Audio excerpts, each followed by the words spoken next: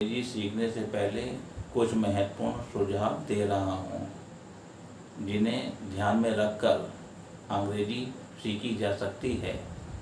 सबसे पहले इंग्लिश की रीडिंग आना आवश्यक है, अर्थात इंग्लिश वर्डों को पढ़ना आना आवश्यक है।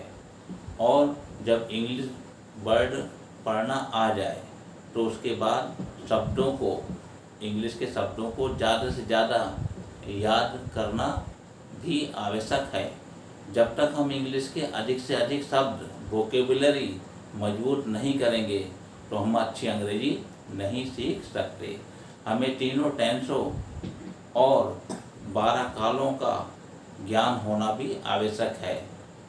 वॉइस, एक्टिव और पैसिव वॉइस का ज्ञान भी आवश्यक है।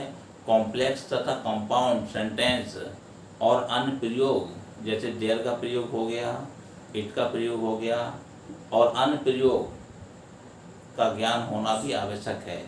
इन सभी ज्ञान को प्राप्त करने के बाद हम जो भी इंग्लिश सीखते हैं उसे हम अपने डेली यूज में अवश्य लें।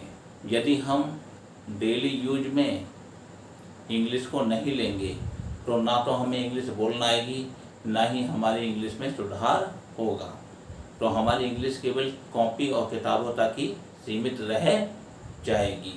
कोशिश ये करें ज़्यादा से ज़्यादा कहानियाँ, इंग्लिश की कहानियाँ और मैगजीन को पढ़ें और उनको समझें।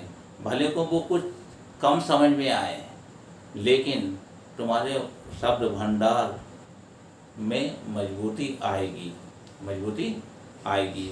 और सबसे पहले हम हिंदी वाक्यों की क्रियाओं को पहचानें, और हिंदी वाक्यों की क्रियाएं जो हैं वाक्य के अंत में मिलती हैं। क्रिया की सहायता से सब्जेक्ट को पहचानें, और जब सब्जेक्ट पहचान हो गई तो सबसे पहले सब्जेक्ट, फिर वर्ब, और उसी के अकॉर्डिंग आगे का वाक्य बनाया जा सकता है।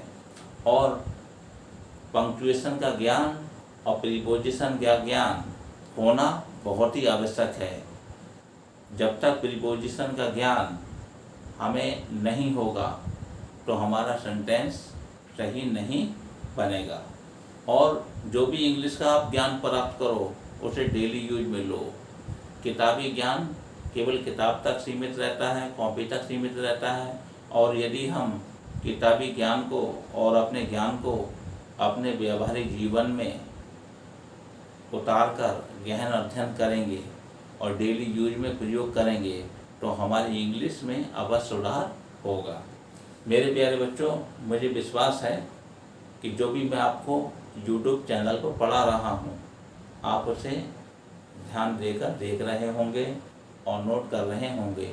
मैं प्रॉमिस करता हूँ आपको, भारत में रहने वाले हर गरीब बच्चे को और जिसके अंदर इंग्लिश सीखने की जिज्ञासा है उसे इंग्लिश ना सिखा दी तो मेरा नाम राजेश कुमार नहीं।